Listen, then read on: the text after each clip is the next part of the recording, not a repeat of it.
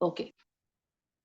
So a big hi to all my ex-students, or all my current students rather, not ex-students. Ex-students meaning who were there in the previous class. And a big warm welcome and namaste to the new ones. So what are we going to do today is, for the first day. Today is being the first day of Navaratri.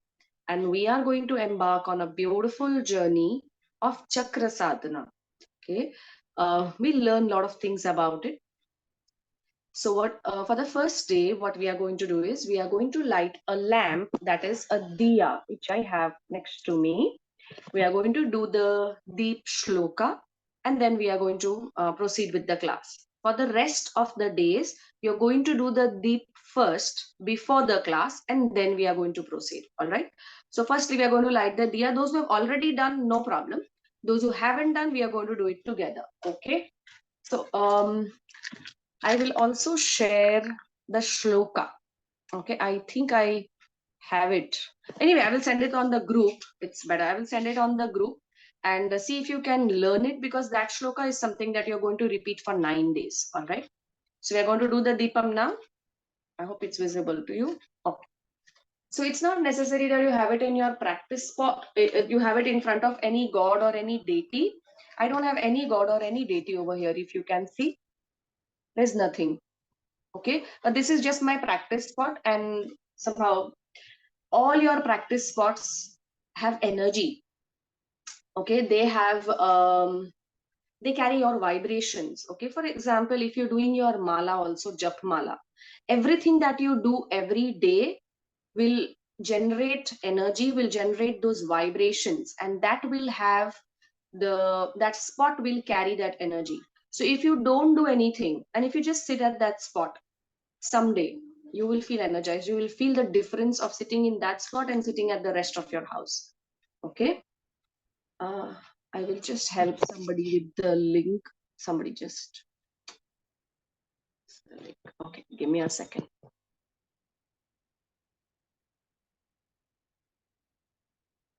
So in case if you don't get the link or something, you are not sure about the link, it's available in the what do you call it, group description. She's asked me to send the link. Oh shit.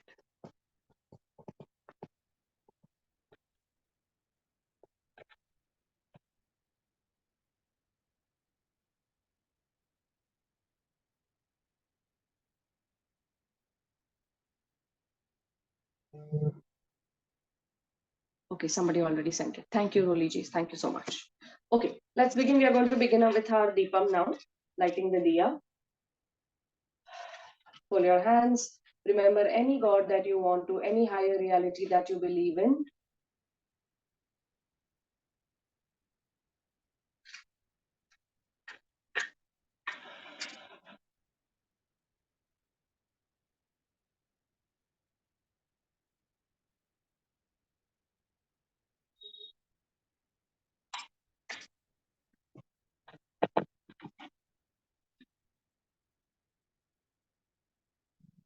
If you are next to your Deepam, join your hands, close your eyes. If you know the Deepam Shloka, you can recite it with me, or you can just lead and follow. I will repeat half a line and you will repeat it after me. Pull your hands, close your eyes. Visualize your lamp, your Deepam, in front of your closed eyes. Shubham karoti kalyanam, arogyam dhana sampadam, shatru buddhi vinashaya, deepa jyotir namostute.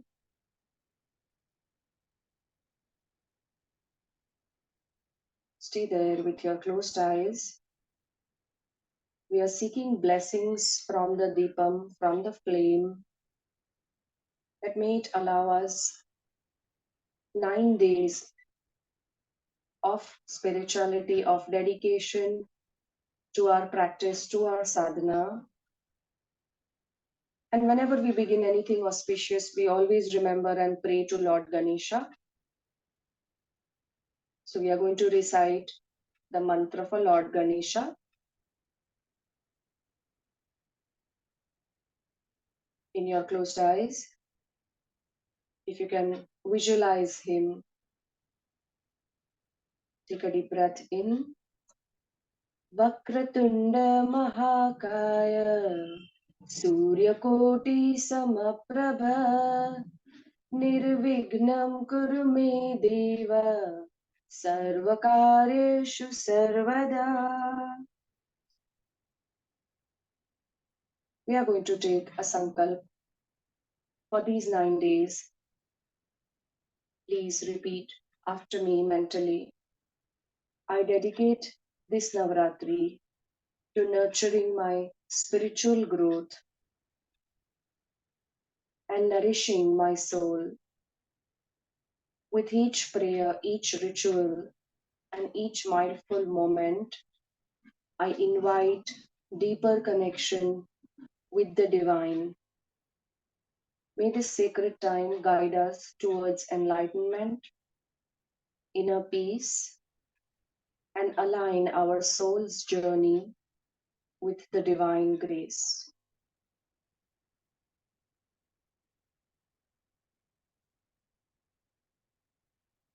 We are going to begin our session now with one round of the Omkar. Take a deep breath in.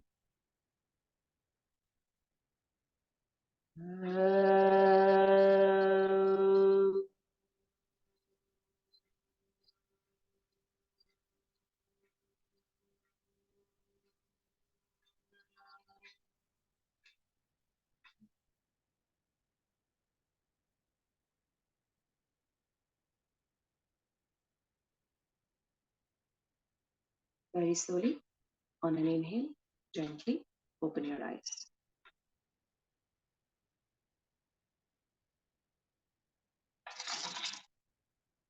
Okay. Now, we did something which is known as Sankalpa. Okay. So I would just want to break it down for you as a at this moment. Sankalpa comes from two words, that is Samyak and Kalpate. Samyak is anything which is clear. Kalpate is visualizing, a vision. Okay, so when you put it together, it becomes something that you are clearly visualizing. When you take a sankalp, you visualize the sankalpa being true. What is the point of taking sankalp in front of the deepam? And I've explained this earlier also. So when you are praying to the deepam, when you are requesting, when you are asking the deepam to grant you access to the divinity within you, you are actually making the deepam a sakshi. Why do we do dhoop batti? Why do we do all of those, what do you call them? Yeah, dhoop. Okay. Because your deep and your dhoop batti are sakshi of your devotion, are a witness. That's the reason why we do them together. Okay. Also, sankalp has a power. It's a shakti. You might have heard the word sankalpa shakti, right? It is the power of your own self which will help you to achieve your goals. Okay, goals is a very loose term which I'm using here, but that's how. Okay. If you've ever heard of neuroplasticity of the brain, okay, what does that mean? It is, don't get scared of these words, you're not supposed to remember them, it's just for your information. Okay, so neuroplasticity of the brain, which means neural changes in the brain. Okay, so what happens is when you repeat something consciously day in and day out, especially when you're praying, and it's not, see, sankalp is not something when you do it only when you're praying. It is to be recited even during the day, whenever you can remember. It's not necessary which part of the day or what, when you're doing, nothing like that. Whenever you can remember, Just repeat it. When you're repeating it constantly, it sets into your subconscious mind, right? Your body and mind then go through certain changes. Okay, the brain goes through certain changes. It's a promise to yourself. Okay, that comes from within. What happens is um, see, our brain, our mind, I mean, they both are same, but yeah, of course they are different otherwise, but in scientific terms, brain and mind, suppose both are same. We make choices with our mind. If you're taking a sankalp that I want to practice spirituality or whatever you want to practice, say for example you want to practice having early dinner these 9 days, as simple as that. Okay, suppose if you take this sankalpa, so what will happen is you're reminding yourself continuously. Your mind, your nervous system, everything are a part of you achieving that sankalp, achieving that goal. So what will happen is when you are repeating it day in and day out, your mind will remind you. Your nervous system will help you that get ready, you want to have dinner early. Why? Because you've kept on repeating it to your mind, right? That is the power of Sankalpa Shakti. That is Sankalpa Shakti. I want you to remember what is I want you to remember what is your sankalpa, and have only one sankalp for all these 9 days. It's your personal choice. You can have anything. You can make any sankalp. Okay, and it is not necessary for these 9 days only. You can also continue it further. But whenever you begin anything new, I will always request you to do that. That take a sankalp and then begin. Though it may happen, it may not happen. That God knows, but you have to do this from within for yourself. I'm sure that it's definitely going to get at least some change within you, right? Okay, so coming back to neuroplasticity of the brain, what happens is when you keep on repeating something, the electromagnetic field around you changes. Okay, what is electromagnetic field? In loose terms, I will call it aura. Okay, that changes. Now how does that change? Because you're repeating something, and what happens is then your brain sends a message through the nerves to the rest of your body, invoking a change in your behavior. Now if this gets too scientific, just keep it aside, it's of no use.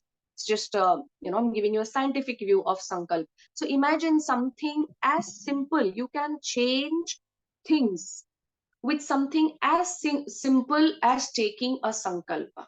Things will start to change. Okay, that's the power of your sankalpa. Now, moving ahead, before we begin, let me also give you one more clarification that this is not a chakra balancing class. This is not a chakra activation class.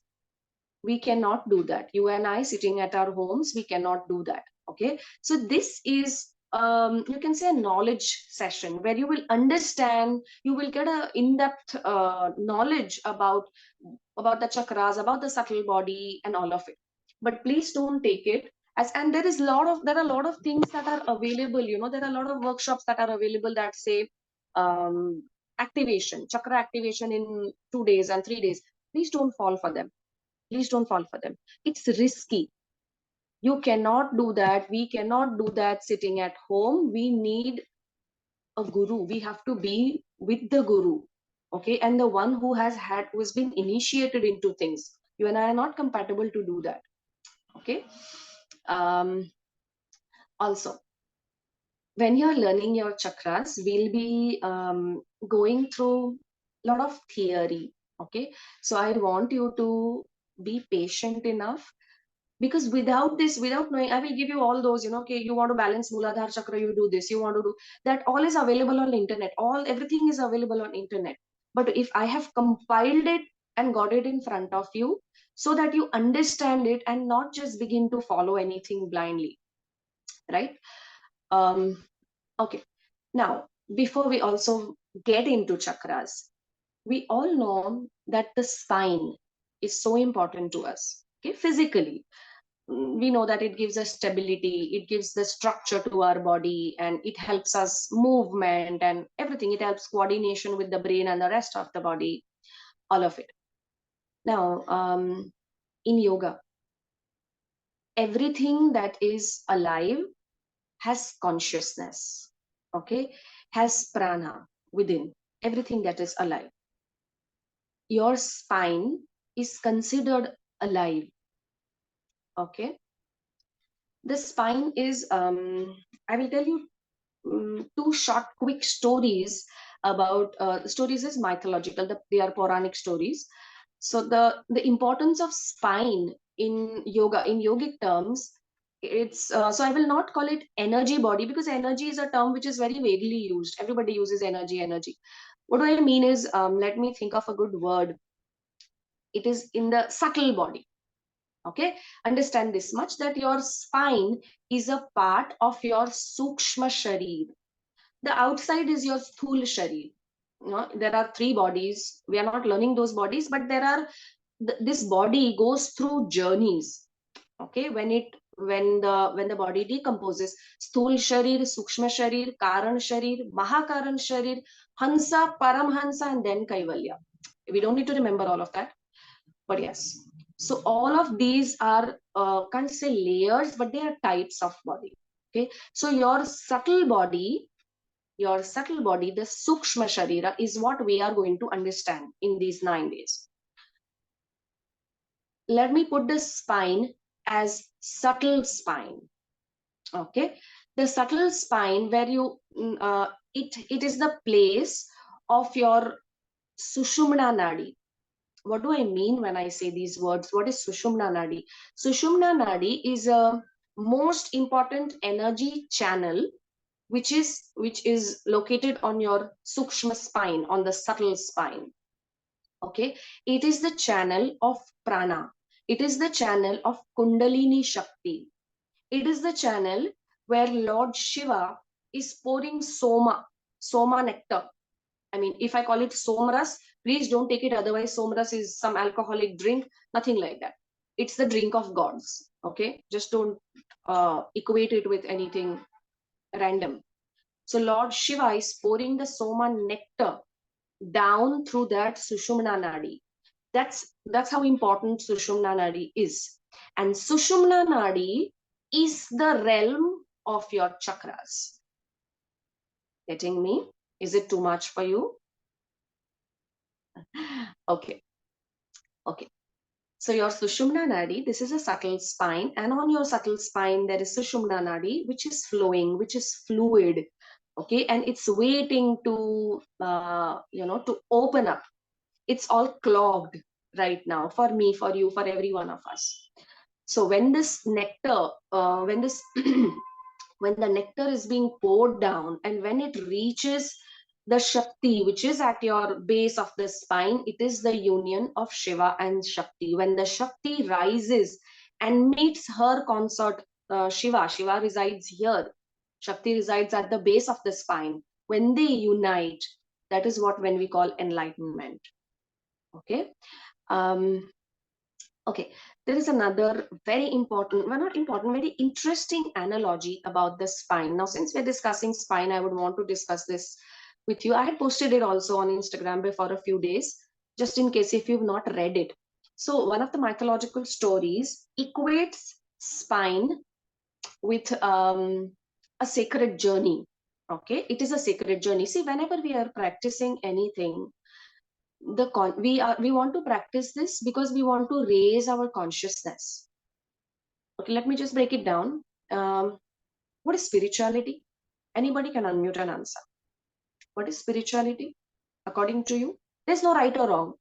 Okay, so please feel free. There is no right or wrong. I'm not taking any test over here. You can unmute and answer. Connecting yourself with yourself and connecting with the universe. What, I missed your first word. Connecting with Connect. yourself and connecting with the universe. Okay, anyone? The same Yeah, answer, Pooja. It's connecting with oneself, correct. going deeper inside. Okay, Just being conscious. who said that? Veda, you said that? Vishnu. Okay, anybody? Okay. So yes, there are different Yes, Veda. I am just borrowing somebody else's thought. It was very beautiful. It's I can't hear traveling you. from Aham. I can't hear you. Your voice is breaking. Can you hear me now? Yes, yes. Yeah, it's a very beautiful thing which I had heard. It's traveling from Ahankara to Omkara. That's what I had heard. Superb, very nice. Anyone else? I got to learn. See, that's what I always tell. I get to learn from my students. I'm so glad I came across this. From Ahankar to Omkar. Beautiful. Okay. So what does spirituality means loosely? It is upliftment of your soul. It is a journey where you are trying to just bring yourself closer to your own self. Okay, given apart all your rituals, everything, whatever you mentioned is perfect. Now, this is just one aspect of it. So when you are when I'm talking about any spiritual practices, what does it indicate, what it wants you to do? It wants you to cut off from the outside world and go within. God does not go, do you think he needs your flowers and he needs our prasad and he needs our, all those? No, he does not need. He is the giver. He will never need anything. He's the one who's giving us everything, right? When we are praying to him, what we are trying to raise our own consciousness, uplift our soul. Okay. Now, when do you raise your own consciousness? In the yogic terms, it is said when your energy rises from the bottom to the top. Okay, so that is your it's not kundalini shakti, but you're just trying to raise your consciousness. And this journey, okay, of this, it's known to be a sacred journey. Okay, the spine, coming back to the importance of the spine, it's a sacred journey. It's compared to Himalayas. Okay, and all the vertebrae, they are known as the peaks of the mountains. All right, the daughter of the Himalayas is Devi Parvati, who is residing at the base of the spine. Now, can you get the analogy? Kundalini Shakti at the base of the spine, Devi Parvati at the base of the spine. Lord Shiva resides here for all of us. Okay, that's because, yeah, that's the seat of your consciousness, and that is Lord Shiva. So what is happening is that she is waiting for her consort. She's waiting to rise and meet Lord Shiva to get that union. And that is what is enlightenment, as I explained you. So so the spine is equated to goddess Parvati. Okay. Another very, very beautiful, I get goosebumps whenever I read about this analogy. Have you all, I'm sure you must have seen that picture of Lord Vishnu lying down in sea on Sheshnag. There is Devi Parvati at his feet, all right? And Lord Brahma coming up from his umbilical cord. Have you seen all of that? Have you seen that picture, all of you? Okay, I have it. I can share it if you want. Quickly. I'll send it on the group. That will be better. I don't want to waste time in all of this. Okay, so this, when I mentioned about this picture, just visualize it where it is dark. It is in the middle of the sea, and Lord Vishnu is lying down on Sheshnag, Devi Parvati at his feet, and Lord Brahma coming up from his umbilical cord. Now, if you can equate this, understand this. Firstly, what does Shesh, the Sheshnag, okay, he's the Sheshnag. What does the word Shesh loosely mean? Anything that remains, anything that remains. Now, you'll be surprised to know this.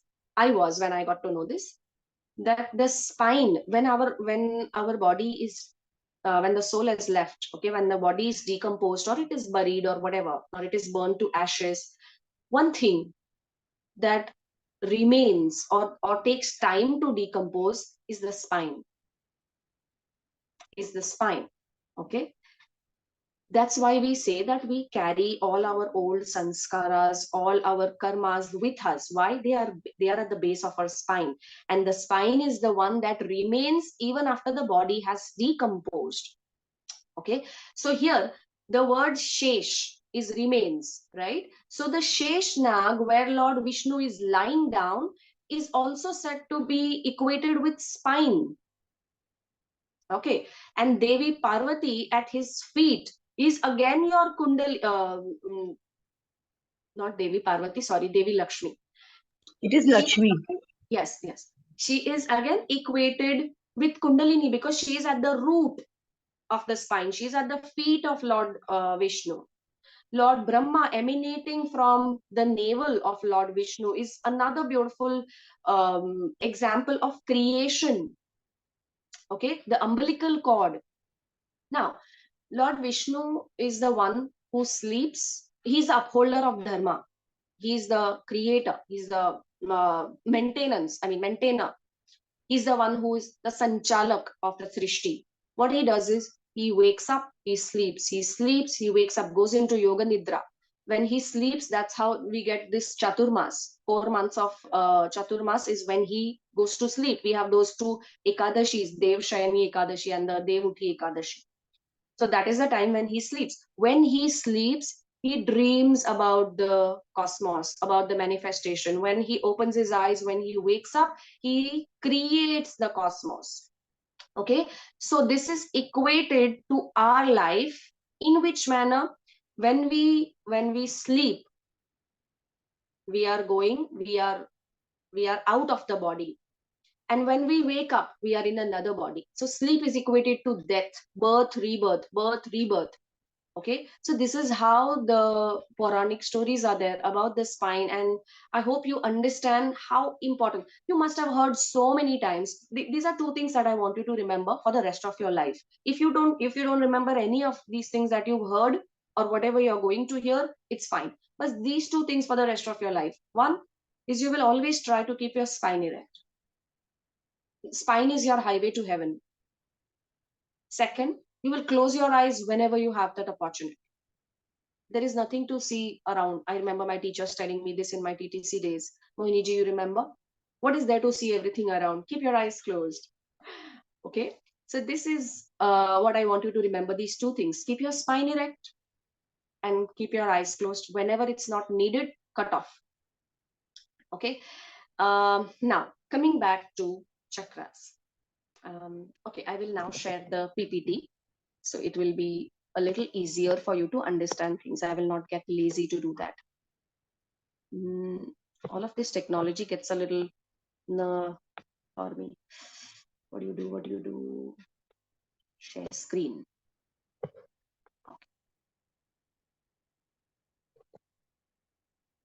I will share it with you on the group also. Yes, here. Okay. Oops.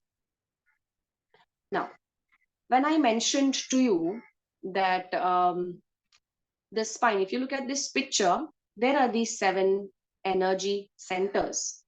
Okay, these are your chakras, beginning from the bottom to the crown. Crown is where the head is a little soft when we are as babies, the head is a little soft. That is your crown. That is your Sahasrara chakra. They are located along the central channel of the body, which means on your Sushumna Nadi.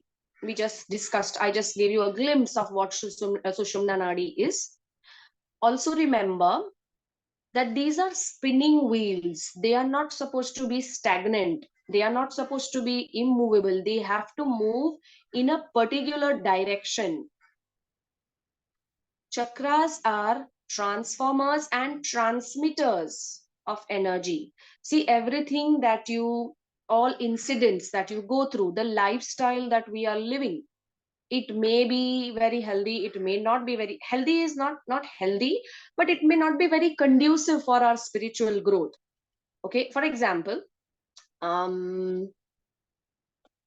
there is someone who has this habit of not speaking the truth. Okay, who has a habit of lying every time. Lying is just not to hurt anybody, but just getting this what do you call it, got into that habit of lying down, not lying down, sorry, of lying. Getting into that habit of lying is, very small. So for example, if you're supposed to go somewhere and you're supposed to leave, your friend is waiting, and you say, yes, I'm on the way, I've left, and you're still at home getting ready. Okay, these small things we don't even realize. These small things, they weaken us. Okay, or if you just try to, sometimes with our children also, just because they are small, We, we don't try to be very true and very honest with them. We project something else with them. You tell your child not to use your phone. All of us do that. It's not only you. When I say you, it's both of us. I mean, all of us. Okay, includes me. What we do is we put the phone aside in front of the child, because we want to teach the child that no using phone during meals, or no using the screen too much. The moment the child is away, you again get it. I understand we're in the materialistic world. We have to attend to those things, but all these things weaken us, weaken the chakras. Okay, so the chakras absorb energy, they give you energy. It's a two-way thing. They transmit energy, they also absorb your prana. All right, whatever you do will affect your chakras. Whatever happens to the chakras will affect you. Got it? That's about the function of the chakras. Now I'll have to go back again. I'll find out a better way to do this. Every time I have to again open my mail and all of it. Okay, what happened to this? Okay. Apart from transforming and transmitting prana and energy, yes, it distributes prana to various parts of the body. Now, all the chakras are located at a particular spot. Okay, they are not just on the spine, anywhere on the spine. We'll come to it when we study the location in depth. So understand this. For example, your heart chakra. Your heart chakra is at the center of your heart, at your chest, the center of your heart. It will affect everything around that. It also affects your shoulders. Okay, so it has an impact on all the organs around it. The health of your chakras will affect you physically, emotionally, mentally. If a particular chakra is not working properly, or it is not nourished, it is not having the right amount of prana to spin itself, it can wreak havoc within us. And you will realize after this course, if this course is not about chakra balancing, not about activation, then what is this course about? It's about self-learning. It's about self-growth. Okay, so after this course, you will understand that which side or which chakra do you need to work upon. Work upon is to strengthen. It's not to activate and to balance. Please get these two words out of your system. Because they are used very vaguely. They are just thrown around. Balance your chakras and activate your chakras and all of that. Okay. As I mentioned, prana nourishes chakras, and chakras in turn influence the quality and flow of pranas. See, we all have prana. Sometimes the quality of the prana, we have dead prana also. We have prana which is stagnant. Okay, so do you know when you breathe, I've mentioned this, that we breathe only 1/4 or 1/3 of our lung capacity. What about the rest of the lungs? What about what's happening with them?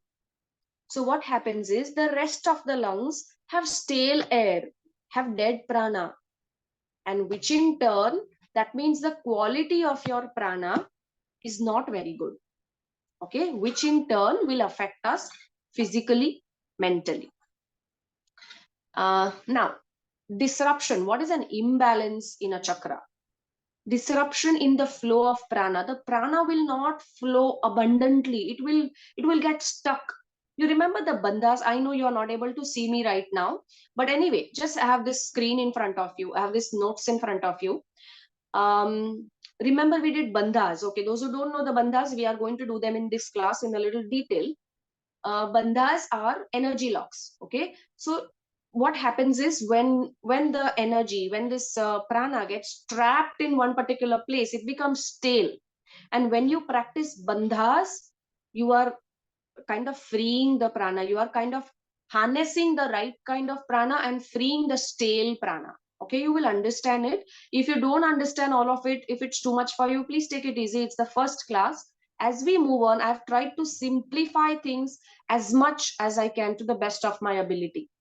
Okay, but in case if you don't understand anything, please come back to me on WhatsApp. Okay, it affects all aspects of life. An imbalance of blockage in the sorry, there's a misprint over here. I will correct it. In the chakras can impact the ability in the throat chakra. Okay, over here.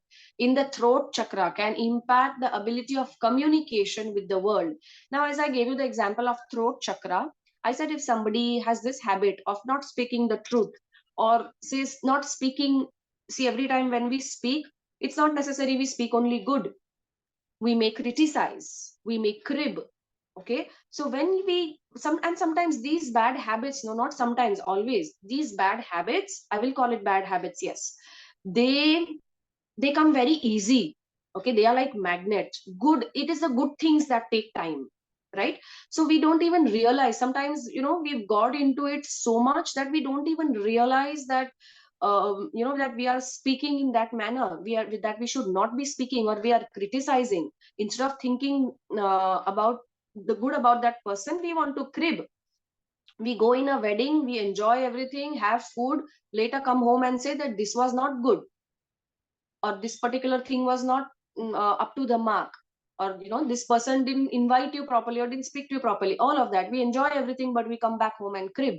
So when we do all of that, it affects your throat chakra. When your throat chakra is affected, everything will be affected. The thyroid gland, the ability of communication with the outside world, we will see in detail. So this is just a gist of it, that what will happen when there is an imbalance in your chakra. What happens when the chakra is balanced? Of course, prana flows abundantly. It's in its full glory. That means that when you have a very healthy chakra system in your body, it depicts that you are in the best of your health. Okay, it doesn't mean that it also means that you are not very affected. You're stable, someone who is stable. It's called, I think, sthita prajna, where nothing impacts you, nothing affects you. So it is also said that it's the state of samatvam, where your mind is at equilibrium. When something good is happening around you, you don't get flowed, you don't get carried away, you don't extra rejoice and over the moon and all of it. And when something not so pleasant has happened, you don't grieve too much. You hold yourself. You know that this is your destiny, or this is the karma, or you have to go through this. You are in this life. You are on a journey. And you are in this life today. Tomorrow you will be in some other body. Tomorrow you will be in some other vessel. Right? So when this understanding sets in, when you look at people, you don't look at relationships. You look at as a soul connection. Okay, so all of that is a sign of balanced chakra. Then you will be in that samatvam, balanced state of mind. Nothing can shake you. Nothing can shake you. No, something which is very happy or something which is very sad. All right, mental clarity. Of course, when you are so balanced, your mind will be clear. Your emotions will be taken care of. Right now, again, activation or balancing of chakras. Again, the terms are used loosely, but yes, they really help. So these are the only things, ideally. Only things is, yeah, I can say that. Practicing yoga asanas regularly, we will see how yoga can be not utilized, but how yoga changes the flow of energy, changes prana, how it affects a particular chakra. Of course, through pranayam, there is Reiki, there are a lot of alternative therapies. So pranic healing, also there is, what do you call it? Tapping, and there is so much which can help you keep your chakras balanced. Okay. They exist between, I've explained this to you, where do the location of the chakra is. It is between the physical and non-physical realms, that is your sukshma sharir. They can be blocked, unblocked, and you can also reverse the damage. How can chakras be activated? Refrain from instant chakra activation. I should have put this in bold, but by now I think it has already got into your system, because I've kept on repeating it. Without the guidance of a guru, one must not even try to directly work on them. Just by reading something or just by attending my class, you cannot work on your chakras directly. Okay. Okay, I will stop over here because it will be too much for us. How do I get out? Okay. Okay. So this is it. For 2 days, we'll be having a little bit of theory, actually for all days. But the other 7 days theory, this you might find, too much technical and mechanical and scientific and all of it. For the next few days, you'll be able to relate to everything. You'll be able to make sense. You will be able to join the dots of everything that we discuss. Okay. Before moving ahead, we've understood the history, the origin, and the location of the chakras. I want you to understand. I know all of you have been students of yoga, I'm sure, though not my students, but somewhere you must have learned. But it's my duty to repeat this to you. When we are doing breathing, the basics of breathing, I know all of you must be knowing this, but I still want to take this time to repeat two things to remember. When you are inhaling, your stomach should push out. When you're exhaling, the stomach should push in. Just remember this much, that you equate your stomach, your lungs with a balloon. When you fill in air in the balloon will inflate. So do the lungs. When you're filling in air, your body has to go through expansion. When you exhale, or when the air is removed from the balloon, it deflates. So your lungs have to come back. Your body has to contract, right? So remember, because we are going to do a lot of breathing. All right. And remember this, apart from when this course is also over, that's how Mother Nature has designed us to breathe. But you know what happens? I see so many people breathing the other way around. I see so many people breathing through their mouth. Please don't do that. If you're someone, and I know that, you don't have control over it. Sometimes it does happen, but you have to make conscious attempts. It is important. You have to breathe. Our nose was designed to breathe. Mouth was not designed to breathe. Right? So it does not have all those filtration and, what do you call it? Not demystifying, but managing the temperature of the air and all of it that your nose can do, mouth cannot do. Okay. Also, your inhalations and exhalations are not equal. The ratio is not equal. For example, if you're angry, frustrated, we'll tend to exhale more, right? We tend to, like, kind of panting, exhale more. So when there is a disturbance in the body, one of them will always go for a toss. What your goal has to be, you have to remember that you want to try and inhale, inhale and exhale in equal ratios. Okay, Samavritti pranayam, or equal breathing. You have to remember this, that whenever you're, so always do this also. Whenever you're praying, let me take it that way. Whenever you're praying, you do all your shlokas, do all your mantras. Don't just, recite the shlokas and recite the mantras like you've done from your childhood and take care of your breath. Before you begin, it is amazing if you can do Nadi Shuddhi. If you cannot, just practice equal breathing, just 3 rounds. That will get your mind, your body, you will know what you're doing, and you will not do it out of autopilot. Because we are mostly like that, on autopilot, quickly, one after the other. What next? Right? It will break that. So get into equal breathing. That is what is most important. All right. So far, so good. Any questions, anybody? Any doubts? Okay. If you have any questions, you can come back to me on WhatsApp. Right? Okay. For now, please close your eyes. We'll be just practicing few moments. Poojaji, somebody has a hand up. No, that's Rajesh. not a mistake. I think that's there from the beginning. Thank you for addressing. Now that we have anyway, somebody just asked, thank you for it. So let me take the opportunity to ask. Yes, please. When we say there is this third eye chakra, right, we always look for this point between the eyebrows, or at least I do it that way. So for me, it is always the anterior part of my body, right at this forehead, on the bone is where I feel it.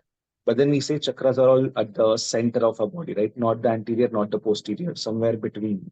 So is it actually in the between, or am I doing it wrong by just focusing on the anterior part of my forehead for the third No, eye chakra? no, that's where you're supposed to focus on. But That's then the chakra is at the back, right? It's at the center, not in the front of my forehead. They are, yeah, but when you focus, it's where will you focus on? If you don't focus on your eyebrow center at the anterior, where will you focus on? Chakras are at the back, but they are not at the back as in back. They are in the center of the body, right? So it's the center of your brain. Actually, the pineal gland, the pituitary gland is the center of your brain, and which that is the front part. This is the front part of it, right? And when you are focusing at the back, you are actually going slightly behind. Okay, I don't know if this explanation justifies for what you're, or I'm able to put it up properly or not, but this is where you are, what you're focusing is absolutely right. It has to be at the back of your eyebrow center. Otherwise, where will you focus on? Imaginary center location? No, no, No? no, no. That the focus that you are applying on, that you are putting, is absolutely correct. You will feel the sensation also. You will feel that heaviness also when you do that, right? So what you're Yes. focusing on is in absolutely correct. Okay. The reason is, let's say if I start from Mooladhara, we know it is at the perineum. Again, for Hmm. me, it is like an external surface where I'm focusing, and then I can, let's say, let's put it that way, at the perineum, at the external surface of my body, right? But as we go towards the navel chakra or the heart chakra, then automatic. So it's no more a straight line for me. It's like the end of the spine. This is Mooladhara, and then I'm going somewhere in the center for each of them until my throat chakra. Then again, I'm on the anterior.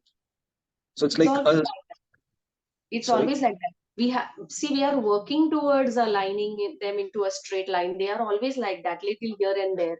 Ideally, they are supposed to be in a straight line, but when I say we are working towards it, doesn't mean that they will come in a straight line. Of course, I told you that chakra, all of that is done with the presence of a guru, but we are working. They are a little misaligned. All the pictures show that they are in straight line. Of course, when you're saying that the energy also with the Ida Nadi and Pingla Nadi, we'll come to the pictures, we'll come to that explanation. They go spiral. They are never straight. Okay. Thank you. All right. At least I'm not doing wrong. So thank you. No. Yes. Okay. So please get ready. Close your eyes. Keep your back straight.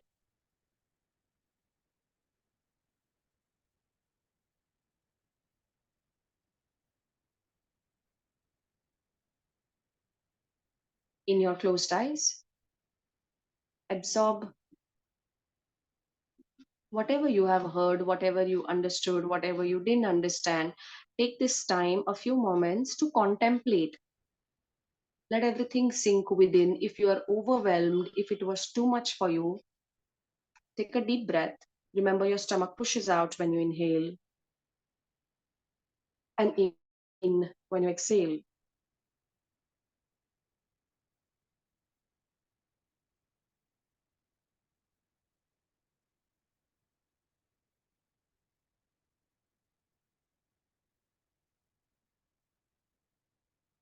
For now,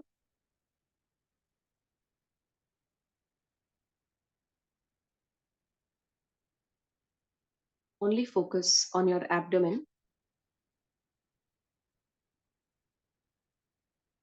We are deliberately going to push the abdomen out as you inhale and in as you exhale.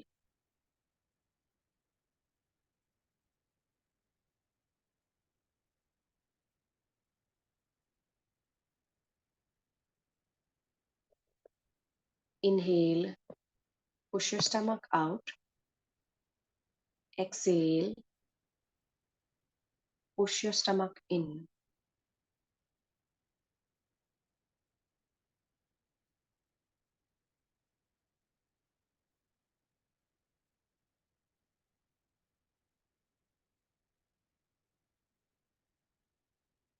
For a while,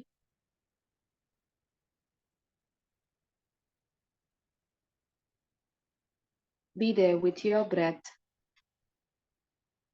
visualizing your abdomen expanding as you inhale and slowly coming within as you exhale.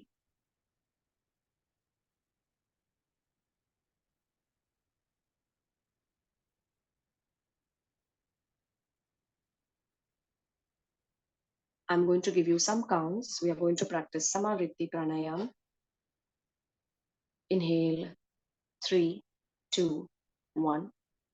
Exhale, 3, 2, 1. Inhale, 3, 2, 1. Exhale, 3, 2, 1. Inhale, 3, 2, 1. Exhale, 3, 2, 1. Continue like that for a while. If your mind wanders, which is the nature of the mind, allow. Each time it brings up a thought, acknowledge it. Observe how many times does that happen? How many times does the mind disrupt your attention?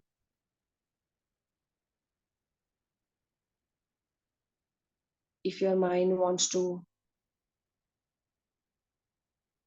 plan, it wanders to thoughts, planning, or thinks about the problems that exist. Notice that your mind is wandering. Acknowledge the thought as it enters your awareness as neutrally as possible. And at that very moment, practice let go. Letting go of that thought as if it was a leaf which floats on water and slowly gets out of sight down the stream.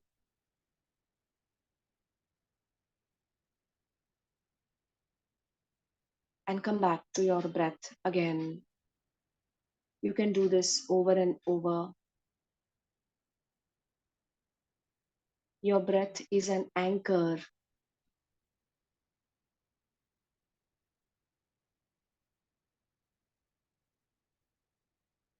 Breathe in, breathe out. Follow the air all the way in and all the way out.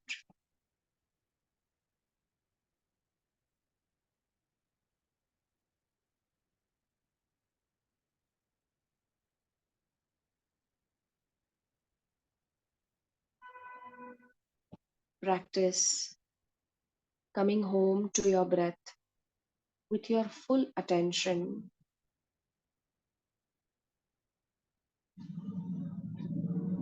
Watch the gentle rise of your stomach as you inhale and letting go of the stomach as you exhale.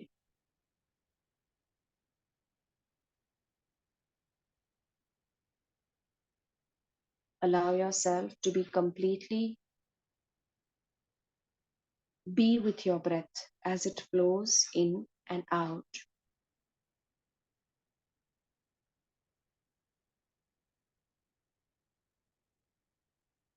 And now, at this very moment,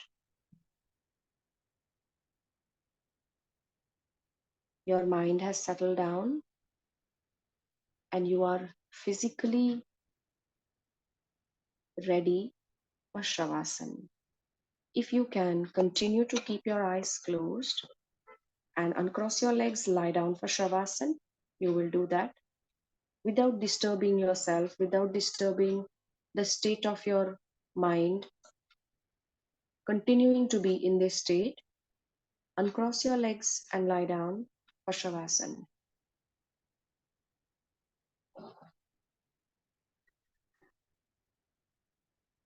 As you lay down, make sure that your feet are not touching any object which is next to you, which may be around, and your hands are also not touching your body, or any object around you. Shavasana is a practice of detachment. And when any object is touching you, it's harder to practice detachment. We want to be empty, let go.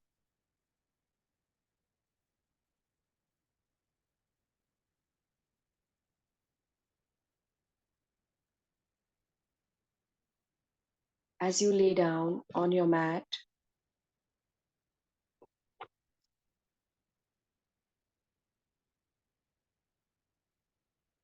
take your awareness to all the parts of your body that I mentioned.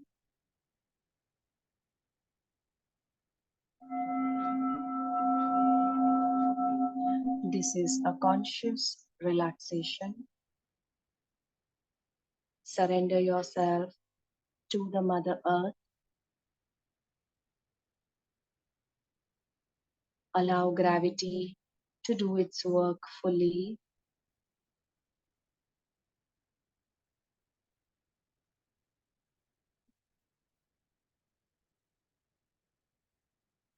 Whenever you hear a part of your body, repeat the words let go mentally. Take your mind to your lower body, to your feet.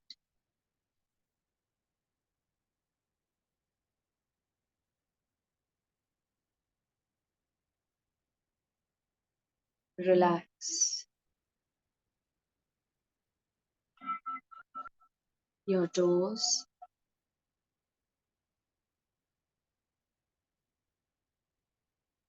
Relax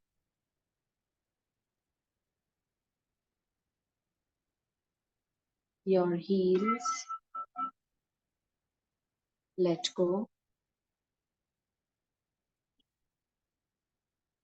See if you can lay down without any movement. Absolutely still. Relax your calf muscles.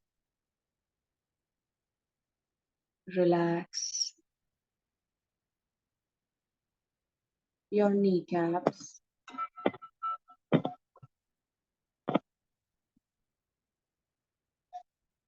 Relax your thighs.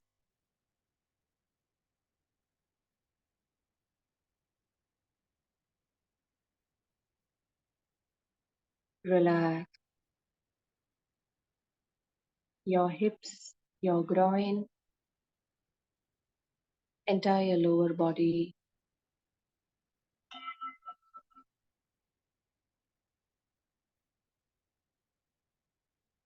Take your attention to your lower back, mid back, upper back.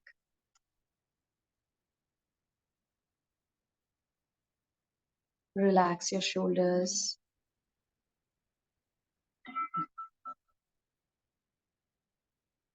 Your arms.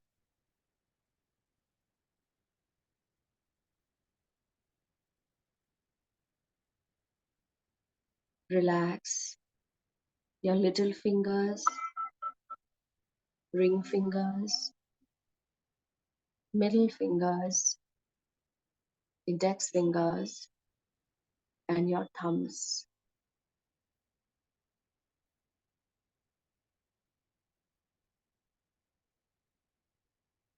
Relax.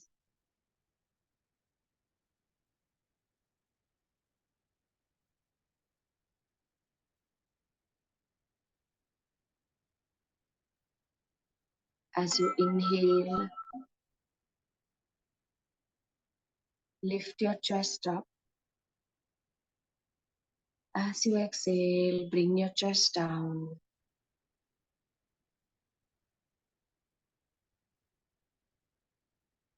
This time, as you inhale, push your stomach up. Exhale down.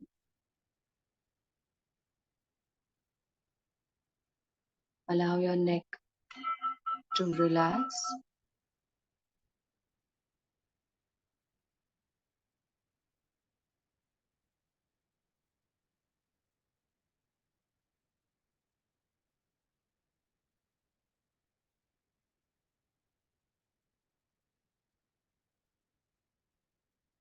Take your attention to your facial muscles. Separate your lips. Relax your jaws. Allow your tongue to relax.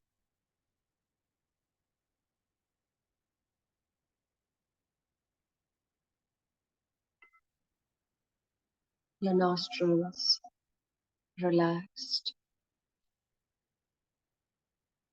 Eyes sinking deeper into the socket of your eyes, of your face. Eyebrows relaxed. The space between your eyebrows pulsating.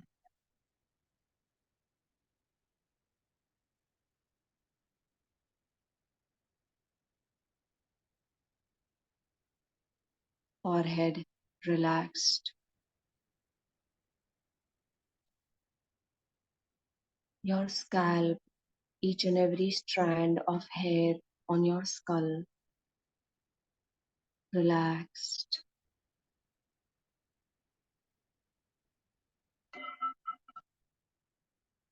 Your back body, the back of your head relaxed.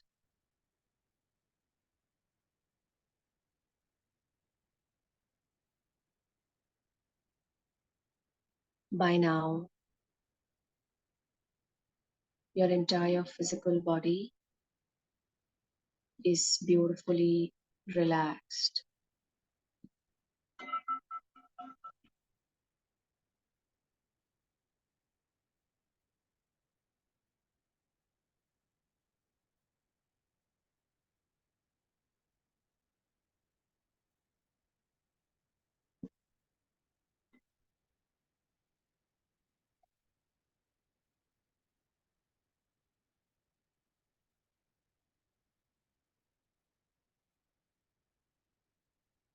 Your breath, the movement of your breath is relaxed.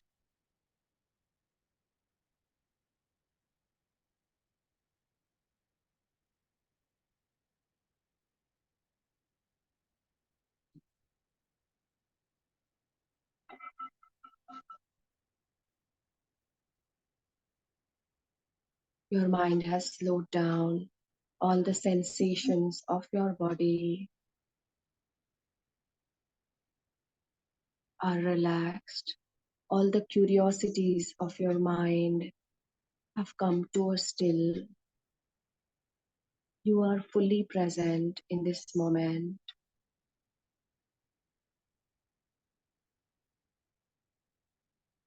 And now,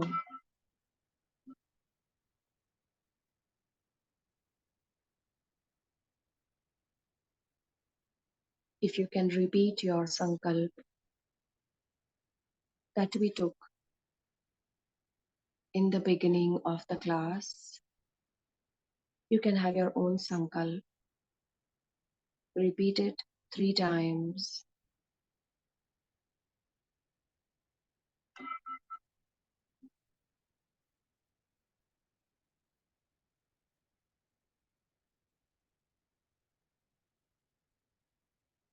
In these 9 days, if there is any change that you wish to get physically, mentally, emotionally, spiritually, that can be your sankalp for the next 9 days.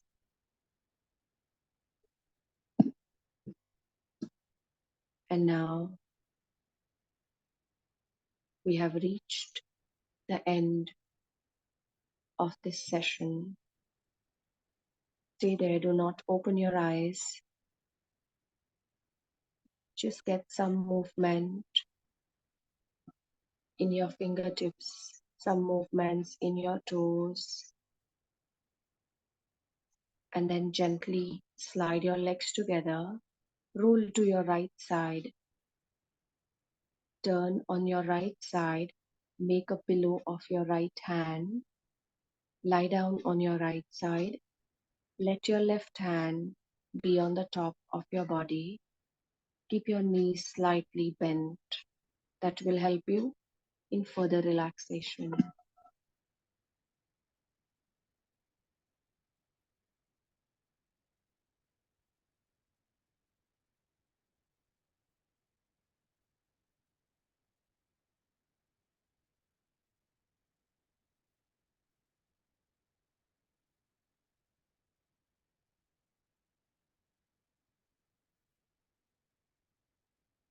Stay there for a while.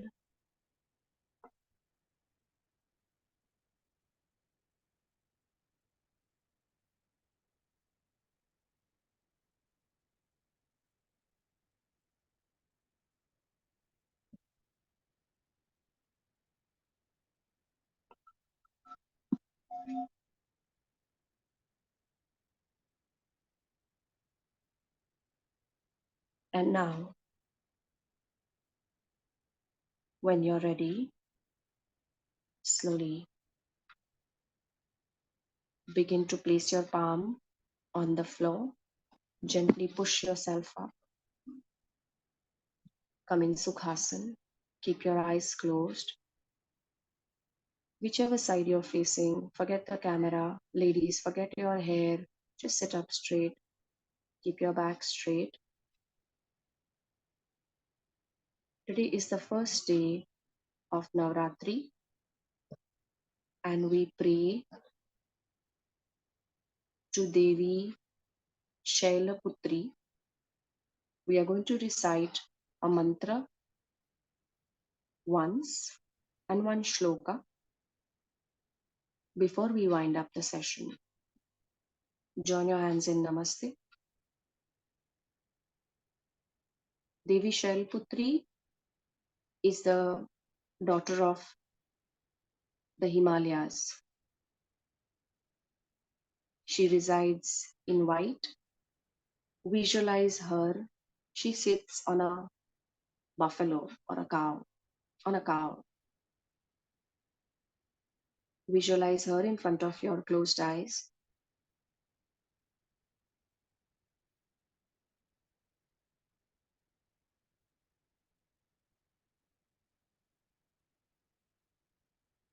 Ya Devi Sarvabhuteshu Devi Shailaputri Namostute.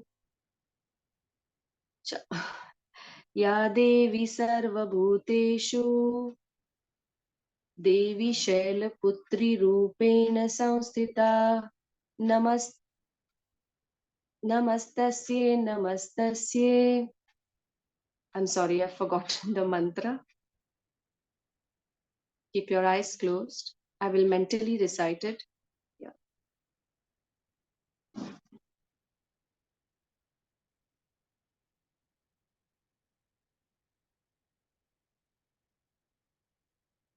Om Devi Shailaputre Namaha. Om Devi Shailaputre Namaha.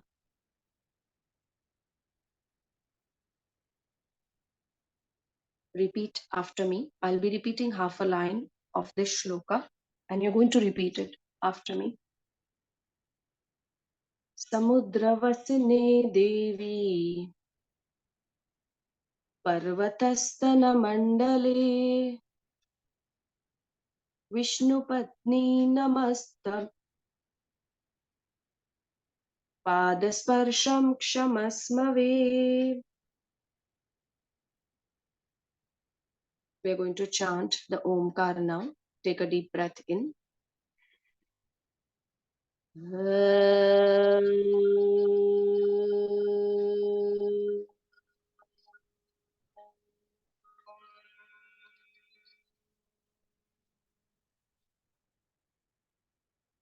Slowly join your hands, rub your palms. Create good warmth. And now, place your eyes, place your palms on your eyes, cover your face, allow your eyes to absorb all the heat, all the warmth. Bring your palms down, cover your face, cover your neck, pass this warmth to the rest of your body. Bring your hands in Namaste in front of you again. Open your eyes, look into your palms, blink a couple of times. Slowly look up. Namaste. Thank you. I will send the shlokas on the group. Sometimes it just happens that there is so much in the mind and it skips off, and I'll have it on the screen. Okay, before you get up, the mantra that we did, Samudra Vasne Devi, Parvatastana Mandale, that is to be done before you get up off your bed, which means that we are going to step on the Mother Earth. Okay, so before that, you just pray to her. When we, in our tradition, in our culture, when we accidentally touch something, we pray, right? And in this case, when you step on the Mother Earth, we are walking on her throughout the day, and we are stepping without even acknowledging that we are stepping on her. So this shloka is to ask for forgiveness that we are stepping on her to get a life for ourselves, right? So before you get up from your place right now, you're going to touch the floor in front of you and just pray, ask for forgiveness, and then proceed further. All right. I will see you tomorrow. Bye bye. 9 continuous days, remember. Thank See you. you. Guru. Namaste. Bye bye bye. See you. Welcome. See you. Bye bye. Hey, bye now. Before you step from the bed, you put your legs on the floor. That time only you have to do that, and after that you have to remember the God Ganesha also. Yeah, of course. Of course. You have Yeah. to remember, yes, you have to remember God Ganesha every time, whenever you begin something No. or whenever Yes. you start it. Yes. Yeah. Okay. Thank you very much. Have a good day. See you. Bye bye. See you all of you. Bye bye.